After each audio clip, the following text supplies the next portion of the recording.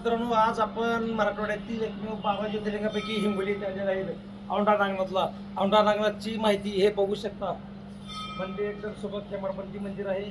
नामदेवाच्या भक्तीमुळे मंदिर पूर्ण फिरलेलं आहे. मंदिराला कुठं पायाने का आणि पहिले इथे पूर्वी तलाव होतं. मंदिर पूर्वेकडे होतं. इथे पाठीमागं नामदेव भजनाला बसत असताना लोकांनी काही पुढे हाकाळल्यामुळे हे मेन प्रवेशद्वार नामदेव पाठीमागे जाऊन बसली मंदिराच्या. तर महादेवाचं मंदिर हे पूर्ण पाठीमागं फिरलेलं आहे.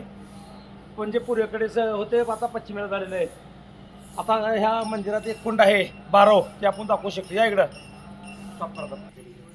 हे पाहू शकता बारव तळ.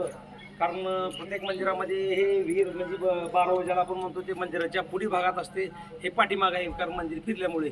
हे पांडवकालीन मंदिर आहे. जवळपास 5,500 वर्षापूर्वीचे मंदिर सोबत असे तेव्हा ते दगडी बांधकामाचं नंबर 1 मंदिर आहे. आज आम्हाला योग आला. आम्ही दर्शनाचा 4 मित्र आम्ही आलो आहेत. सुधीर, दत्ता, लक्ष्मण आणि मी. धन्यवाद.